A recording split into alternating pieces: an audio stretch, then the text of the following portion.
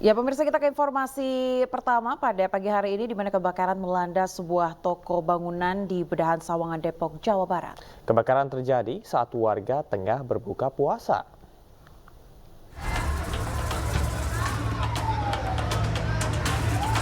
Kebakaran besar melanda sebuah toko bangunan di Bedahan Sawangan, Depok, Jawa Barat.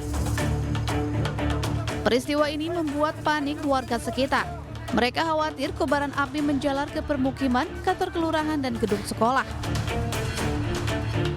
Banyaknya material yang mudah terbakar membuat petugas pemadam kebakaran cukup kewalahan memadamkan api. Belum diketahui pasti penyebab kebakaran, namun dugaan sementara akibat korsleting listrik. Udah tutup dari jam 4:30 karena posisinya buat bulan puasa, jadi tutup di 4:30 gitu ya. Jadi kejadian jam berapa tadi? Kita pas habis maghrib, Isa.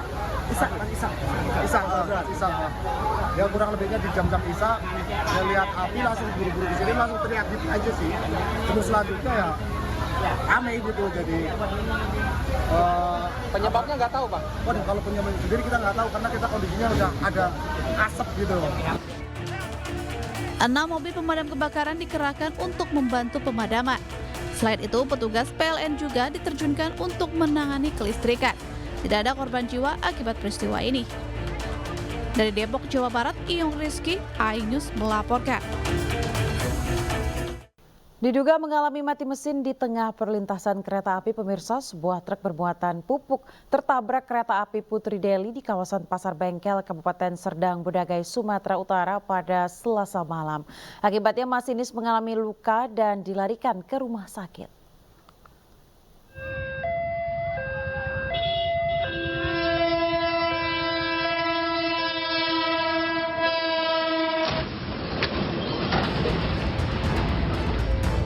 Inilah detik-detik peristiwa menegangkan ketika kereta api Putri Deli datang sambil membunyikan suara klakson panjang dan menabrak truk, hingga terdengar benturan keras saat tabrakan terjadi. Truk pun terseret hingga beberapa meter di pintu perlintasan kereta api Desa Pasar Bengkel, Kecamatan Perbaungan, Kabupaten Deli Serdang, Sumatera Utara.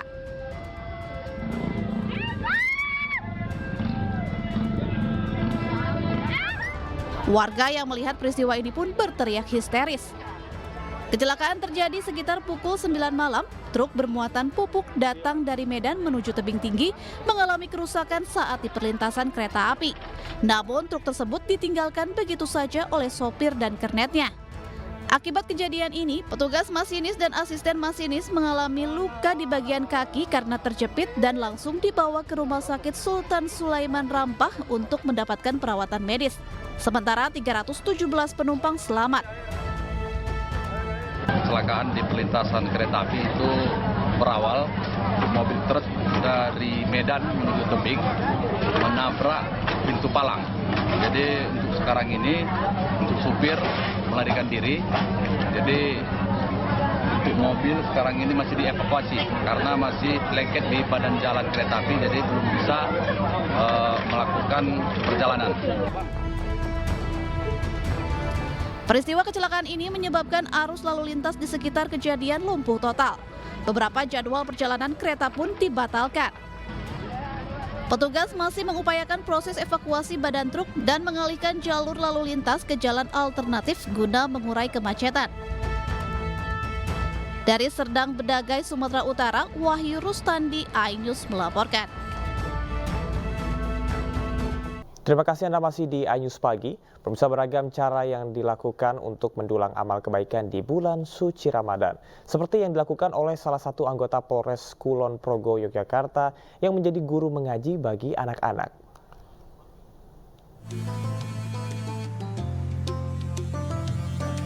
Inilah keseharian Aibda Andrianto Widodo, personel unit SIM Satlantas Polres Kulon Progo, Daerah Istimewa Yogyakarta.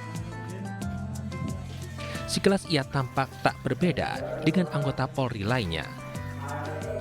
Namun selain mengabdikan diri kepada negara, Andri juga mengabdikan diri pada jalan agama. Setiap sore setelah pulang bertugas, Andri menuju masjid yang tak jauh dari rumahnya. Di Masjid Nurul Haq Kelurahan Margosari, Kapanewon, Pengasih, Andri menjadi guru mengaji bagi anak-anak. Mengajar anak-anak mengaji telah dilakoni Andri sejak beberapa tahun yang lalu. Assalamualaikum warahmatullahi wabarakatuh. Waalaikumsalam warahmatullahi wabarakatuh. Hal ini ia jalani berangkat dari kepedulian melihat anak-anak yang selalu bermain di masjid, namun tak ada yang mengajar belajar membaca Al-Quran. Terinspirasi maksudnya dari anak-anak yang berkumpul namun tidak ada yang mengajar, hanya bermain saja. Kemudian kita inisiatif untuk mengajar anak-anak, namun karena kesibukan kita maksudnya pulangnya sore, jadi kita ambil waktu di malam hari setelah maghrib sampai dengan isya. Jadi tidak mengganggu waktu belajar adik-adik juga. Setelah sholat maghrib habis isya malam Sabtu, kan waktunya libur untuk Sabtu, jadi kita inisiatif untuk mengajar mereka tentang baca tulis Al-Quran atau membaca Al-Quran. Setidaknya ada 15 hingga 20 anak yang menjadi murid mengaji. Andri juga tak memungut biaya bagi anak-anak yang belajar mengaji. Belajar apa, Dek? Al-Quran. Al-Quran. Udah sampai ayat berapa?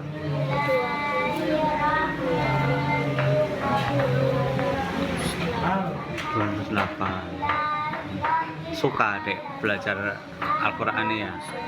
Tapi mudah nggak untuk menerima pelajaran dari Pak Andre? Diajari apa aja, Dek? Terus apa lagi? Al-Quran.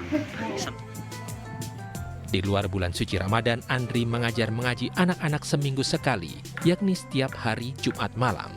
Selain itu, Andri juga diminta mengajar mengaji di beberapa masjid dan musola lainnya, serta menjadi khotib salat Jumat di lingkungan sekitar tempat tinggalnya. Dari Kabupaten Kulon Progo, Daerah Istimewa Yogyakarta, Budi Utomo, iNews melaporkan. Biasanya santri di pondok pesantren mengaji kitab kuning menggunakan bahasa daerah atau bahasa Indonesia. Namun di salah satu pondok modern di Jombang, Jawa Timur, santri diajarkan kitab kuning menggunakan bahasa Inggris.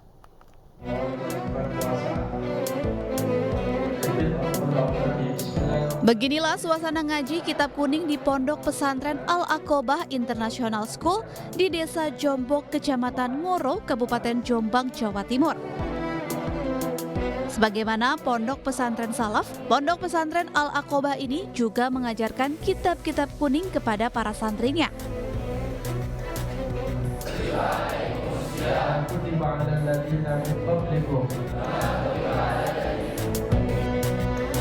Bahkan meski yang diajarkan adalah kitab kuning, namun para santri ternyata hanya membawa laptop untuk mengikuti pembelajaran.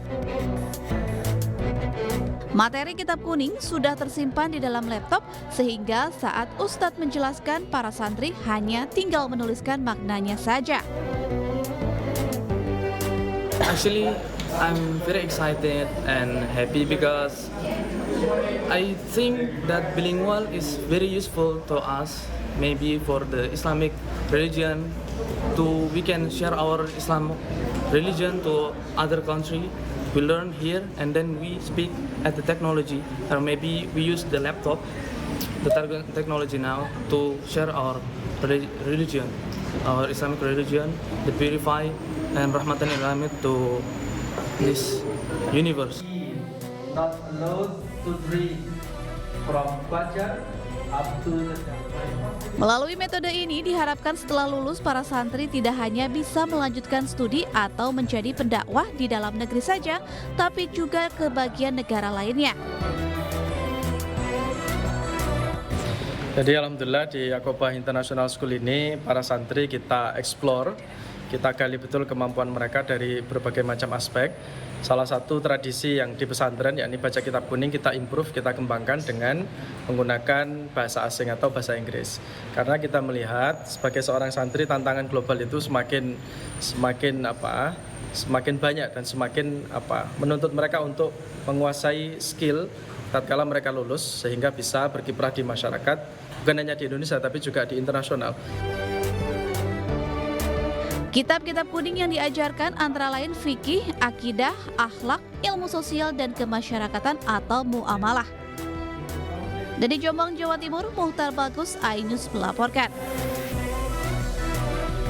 KPU sudah melakukan rekapitulasi nasional di 36 provinsi pemirsa dan tersisa 2 provinsi lagi yaitu Papua dan Papua Pegunungan. Rencananya rekapitulasi 2 provinsi terakhir ini digelar pada Rabu pagi. KPU Papua dan KPU Papua Pegunungan terbang ke Jakarta malam ini pada pukul 22 waktu Indonesia Timur. Keduanya akan berangkat bersama dengan pesawat charter. Sebelumnya KPU mengungkapkan alasan Papua Pegunungan belum melaksanakan rekapitulasi perolehan suara pemilu 2024 tingkat nasional hari ini. Hal itu karena adanya faktor keamanan dan kendala teknis. Faktor keamanan dan kendala teknis ini menyebabkan lokasi rekapitulasi Tolikara harus dipindah ke Jayapura.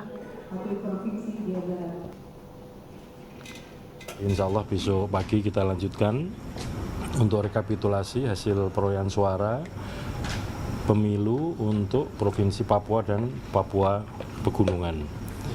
Dan setelah itu, setelah semua provinsi kita rekap, kemudian kita siapkan berita acara dan kemudian nanti kita siapkan keputusan KPU tentang penetapan hasil pemilu secara nasional.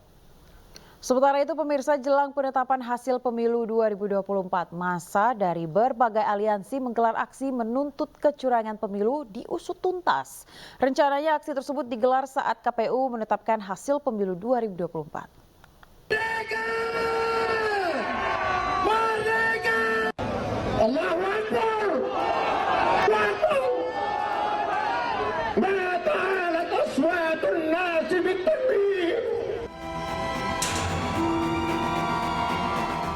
Massa dari berbagai aliansi turun ke jalan jelang pengumuman hasil pemilu 2024.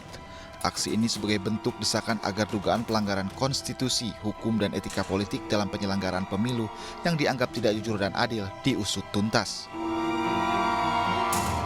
Aksi ini juga dihadiri sejumlah tokoh, salah satunya mantan Ketua Umum Pimpinan Pusat Muhammadiyah, Din Samsudin.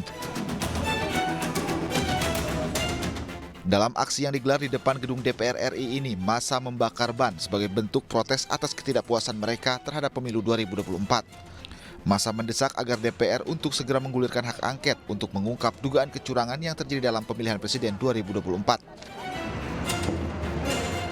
Sebab menurut mereka isu kecurangan yang beredar di masyarakat saat ini akan menjadi terang benderang melalui hak angket. Rakyat, Gemara, ada GPKR dan sebagainya, ini kita bergabung. Ya bersama-sama memang menentukan tanggal yang sama dan ini baru pertama kali untuk meminta DPR segera melakukan hak angket karena jangan sampai desas-desus pandangan mata yang jelas di depan mata kita ini yang dilihat oleh seluruh masyarakat nggak ada ujungnya. Nah dengan hak angket itu bisa kelihatan siapa salah, siapa benar, siapa yang fitnah, siapa yang tidak fitnah itu kelihatan. Jadi itulah kira-kira yang menjadi tujuan dari aksi hari ini. Aksi serupa juga dilakukan di depan gedung KPU RI pada Senin kemarin. Massa yang menamakan diri sebagai bagian dari Aksi Nasional Gerakan Masyarakat Sipil Selamatkan Demokrasi Indonesia memprotes dugaan kecurangan pemilu 2024.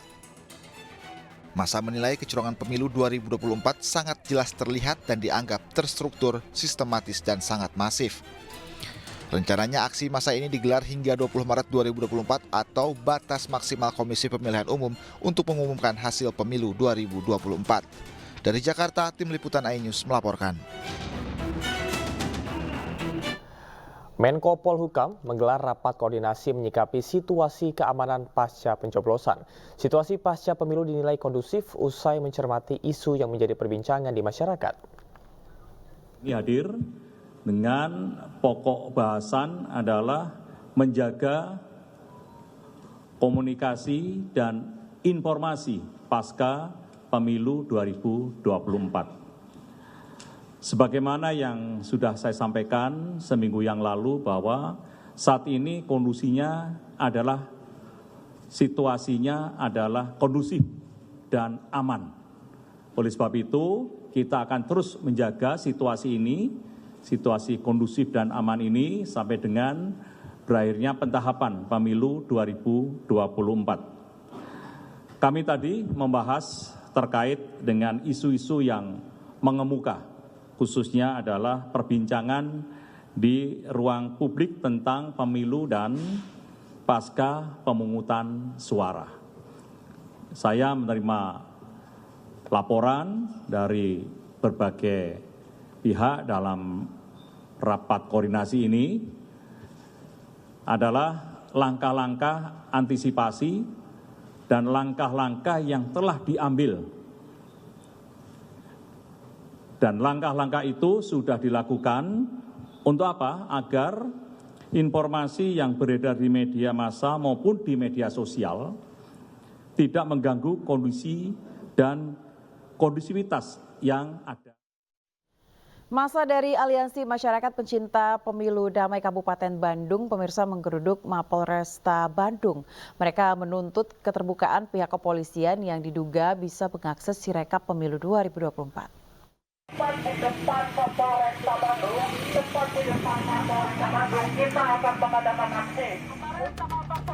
Masa melakukan orasi sambil membakar ban bekas. Aksi ini merupakan imbas dari unggahan pengamat bidang militer dan pertahanan Konir Hakundini Bakri di akun Instagramnya yang menyebut kepolisian tingkat Polres bisa mengakses Sirekap Pemilu 2024. Masa pun tergerak untuk menanyakan dan meminta penjelasan pihak kepolisian di Polresta Bandung dan KPU Kabupaten Bandung.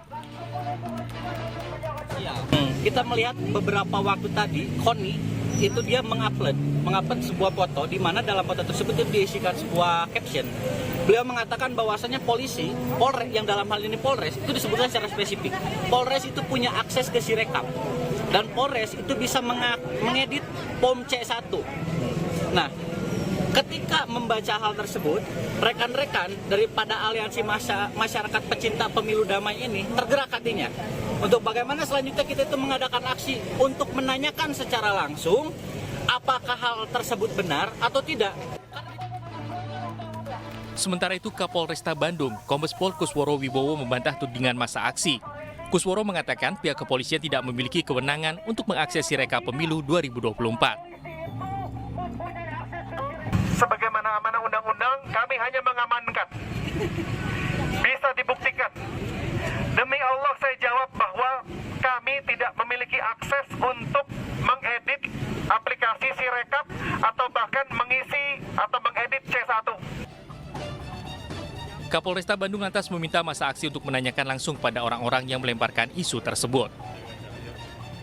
Dari Kabupaten Bandung, Jawa Barat, Iwan Pangestu, iNews melaporkan.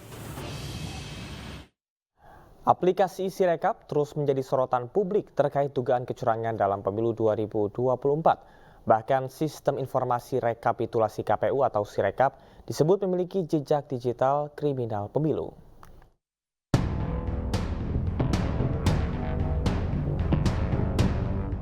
Sistem informasi rekapitulasi milik KPU atau Sirekap terus dihujani kritik. Lantaran Sirekap sebagai salah satu bentuk dan upaya kejahatan dalam pemilu.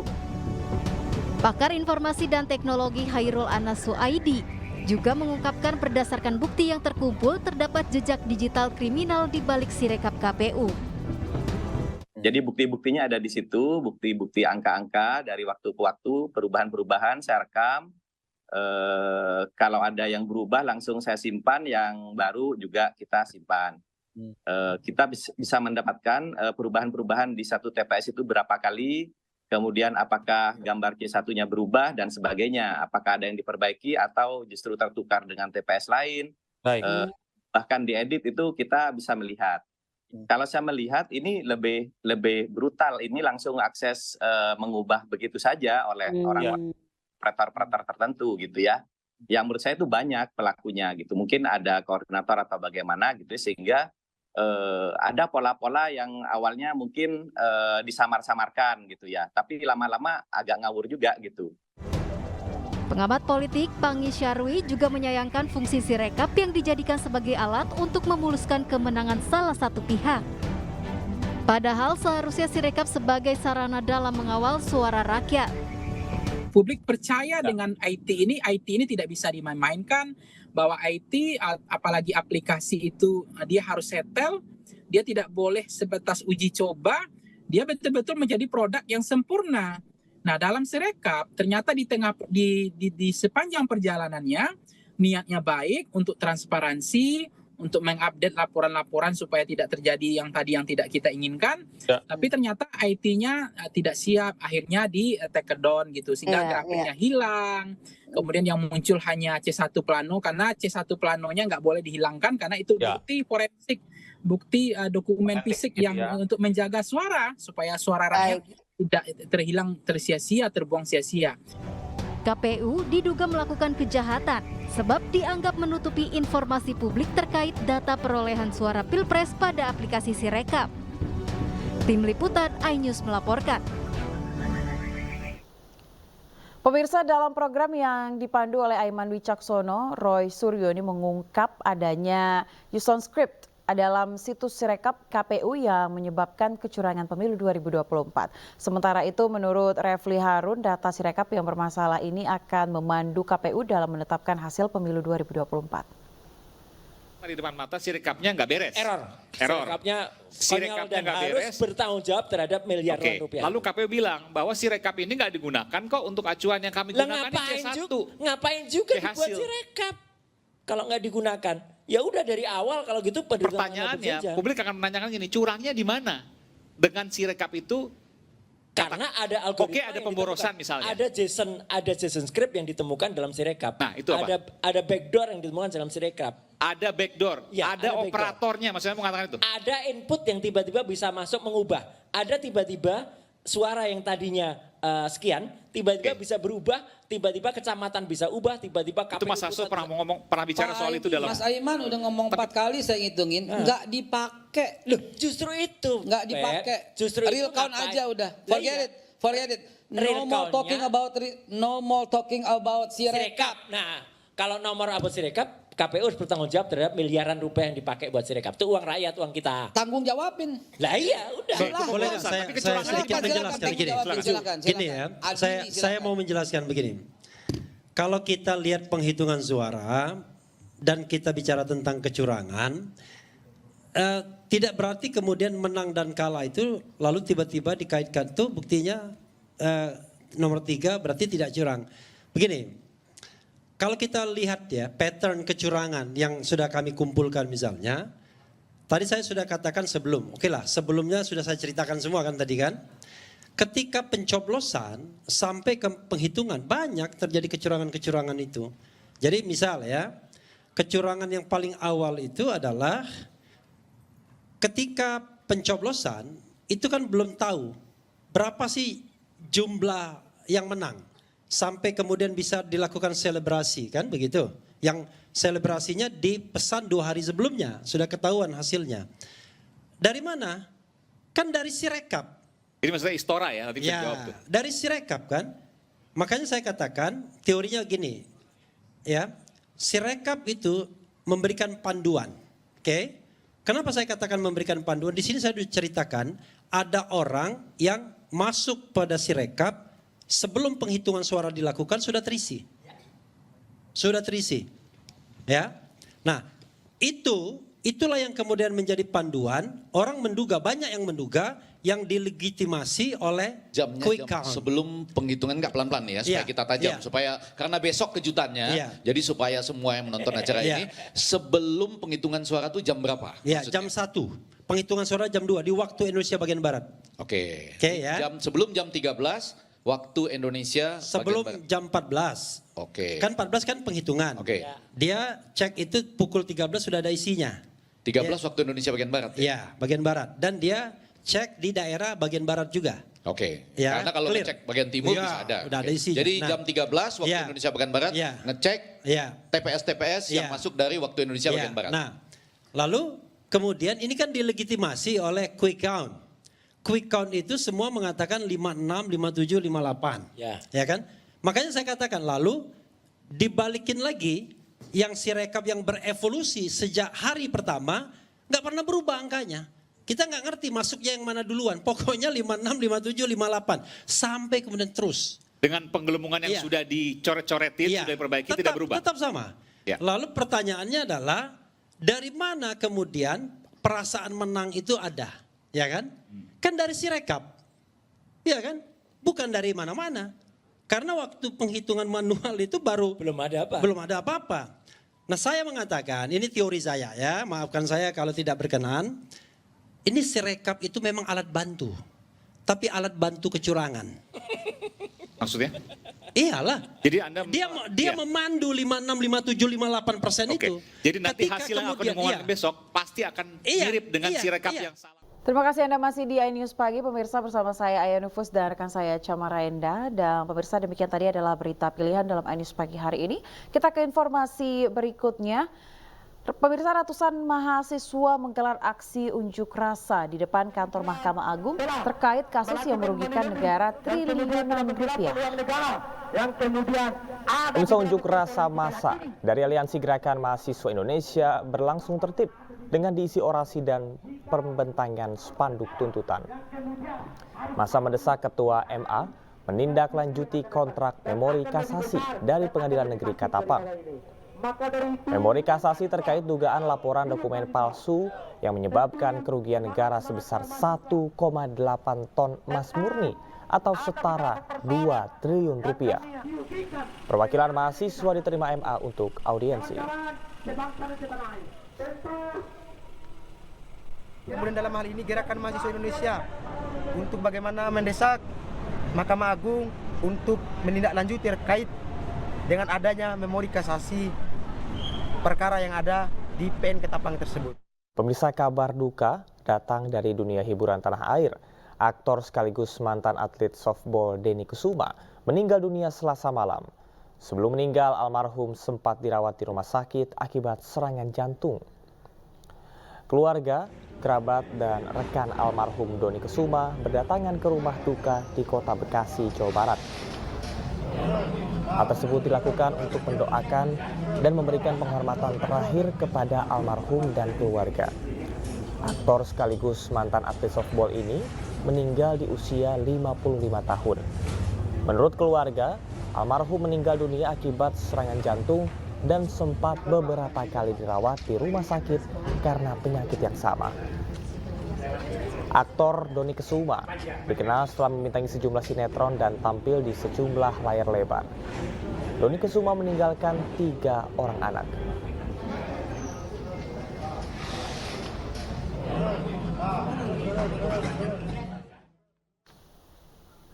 Pemirsa, warga Kota Tebing Tinggi, Sumatera Utara Selasa ini dihebohkan dengan adanya seorang pria yang mengaku nabi yang diutus umat muslim.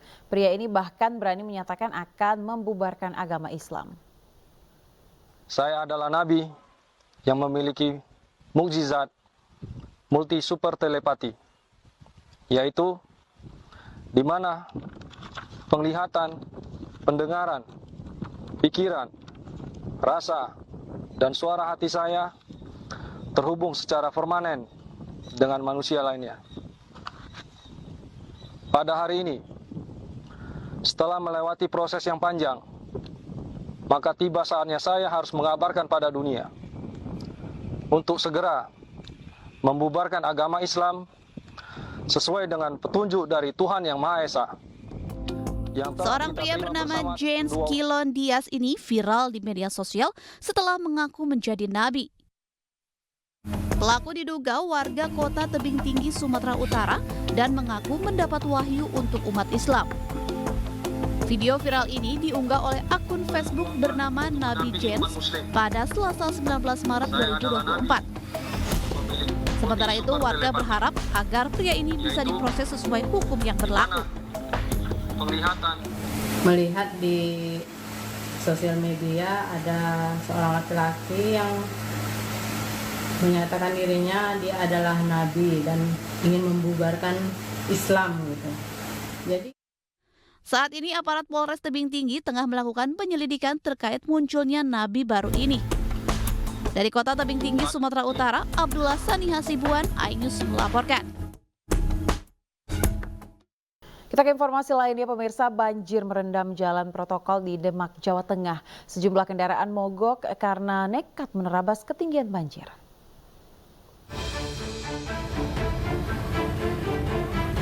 Banjir setinggi setengah meter merendam jalan protokol di Kabupaten Demak, Jawa Tengah. Ketinggian banjir menyulitkan pengendara yang melintas. Beberapa motor mengalami mati mesin saat berupaya melintasi genangan banjir. Selain Jalan Pemuda, banjir juga melanda sejumlah jalan protokol lainnya. Akibatnya, akses warga di sekitar terganggu karena jalanan yang terendam banjir.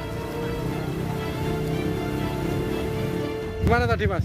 Dari itu evakuasi. Evakuasi yang di Jalan Pemuda atau gimana? Jalan Pemuda. Nah, itu ketinggian air berapa? 1 lutut lebih. 1 lutut lebih. Ini evakuasi keluarga sendiri atau gimana? Iya, warga. Jalan kaki dari sana? Ya 1 jaman. 1 jaman. Dorong mobil dulu. Dorong mobil. Itu banjirnya berapa ketinggiannya? Apanya? Ada 30 cm atau lebih? Ya, lebih. Ya, lebih 30 cm. Meter lebih. Setengah meter lebih. Sementara itu, meski dilanda bencana, pelayanan di Rumah Sakit Nahdlatul Ulama Kabupaten Demak tetap berjalan. Air menggenangi akses menuju rumah sakit, namun area rumah sakit beserta bangunannya masih aman dari banjir.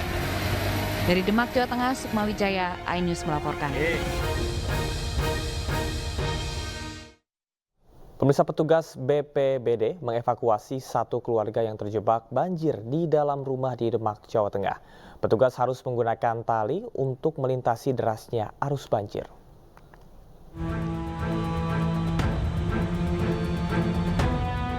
Tim SAR mengevakuasi satu keluarga yang terjebak banjir di dalam rumah di Desa Karanganyar, Demak, Jawa Tengah. Satu persatu korban banjir dievakuasi menggunakan tali untuk menyeberangi arus banjir yang deras. Setelah berhasil menembus arus deras, mereka naik tanggul Sungai Irigasi Jeratun Seluna dan evakuasi teruskan dengan menggunakan perahu karet. Sebelum dievakuasi petugas, korban banjir mengaku sengaja bertahan di lantai 2 rumahnya. Namun karena keterbatasan makanan dan air bersih, para korban meminta dievakuasi. Emang baru mana? Kehabisan air bersih. Bisa makan air bersih juga. Dan pasokan makanan. Kok enggak sebelumnya emang Bu, ngungsi Bu? Apa? Kemarin Ya, tidak sempat keluar atau mulai dari sore. Belum sampai sana. Terus tadi ini minta bisa berhasil dievakuasi, bagaimana Pak ceritanya? Minta tolong. Tolong. Ternyata HP. Iya, lihat HP. Nah. Di sana deras Bu arusnya Bu. Deras. Petugas BPBD mengungkapkan mereka kesulitan saat mengevakuasi korban sebab arus banjir sangat deras. Petugas membutuhkan perahu motor untuk mengevakuasi warga. Kalau kita di lapangan yang kita butuhkan karena debit yang tinggi dan arus yang sangat deras, yang kita pakai, yang kita butuhkan adalah LCR yang bermesin, terus kemudian tali untuk penyeberangan warga. Banjir kedua di Karanganyar, Jawa Tengah ini lebih besar dari banjir sebelumnya karena kedalaman air sangat tinggi menyebabkan gelombang banjir berarus deras. Dari Demak, Jawa Tengah, Sukma Wijaya, iNews melaporkan. Pemerintah terus melakukan segala upaya penanganan banjir di Jawa Tengah, pemirsa, salah satunya dengan menggunakan teknologi modifikasi cuaca atau TMC. Upaya rekayasa cuaca ini akan berlangsung selama 5 hari.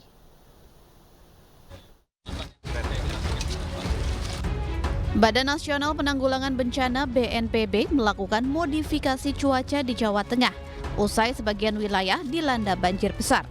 Modifikasi cuaca ini akan dilakukan selama 5 hari. Teknologi modifikasi cuaca atau TMC dilakukan dari Lanut Ahmad Yani Semarang, Jawa Tengah. TMC dilakukan lewat udara dengan menaburkan bahan semai melalui pesawat. Alat semai akan digunakan untuk menggeser kumpulan awan, terutama di daerah-daerah yang masih banjir, seperti Demak, Kudus, Jepara, dan Pati. Setiap kali terbang, pesawat TMC akan menebar 1 ton garam. Operasi teknologi modifikasi cuaca ini sudah digelar selama 3 hari, mulai tanggal 16, 17, 18. Setiap hari terbang 3 kali, 3 sorti. Setiap satu sorti itu membawa bahan semai yang disebar 1 ton. Jadi 1 hari 3 ton, jadi per hari ini jadi 9 ton. Hasilnya beberapa hari, khususnya di pagi sampai sore ini tidak ada hujan. Sementara Wali Kota Semarang, Hefearita Gunaryanti Rahayu, mewakili pemerintah Kota Semarang, menyampaikan terima kasih kepada Kepala BNPB, BMKG, dan jajarannya yang telah membantu saat terjadi banjir di ibu kota Jawa Tengah. Dengan modifikasi ini hujannya sudah bisa dikurangi. Kalau dari pagi sampai sore ini sudah tidak terjadi hujan, hanya tinggal malam hari.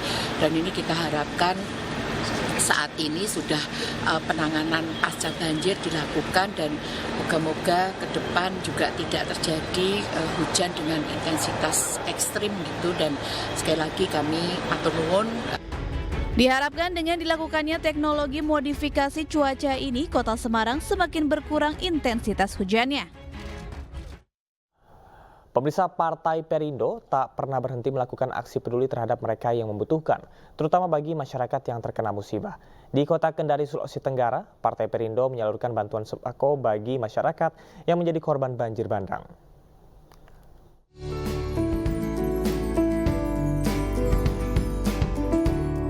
Warga korban banjir bandang Kelurahan Sanua, Kecamatan Kendari Barat, Kota Kendari menyambut antusias kedatangan kader dan pengurus DPW Partai Perindo Sulawesi Tenggara yang turun langsung memberikan bantuan. Dengan tertib, bantuan berupa 300 paket sembako berupa beras dan kebutuhan korban bencana diserahkan langsung kepada korban banjir. Partai Perindo juga menyerahkan bantuan kepada korban banjir di Kampung Salo, Kecamatan Kendari Barat. Program ini mungkin kita akan tetap jalankan sampai beberapa hari ke depan karena kita lihat di beberapa daerah terdampak bencana itu masih membutuhkan bantuan. Merasakan apa yang mereka ini, dia punya bantuannya, semoga bisa bermanfaat Pak, semoga Partai Perindo bisa berjaya selalu. Berdasarkan data BPBD Kota Kendari, banjir bandang pada 6 Maret 2024 lalu menenggelamkan sekitar 3.000 rumah warga, 5 diantaranya hanyut, sebanyak 3 warga juga menjadi korban meninggal dunia akibat bencana. Dari Kendari, Sulawesi Tenggara, Mukhtaruddin, iNews melaporkan.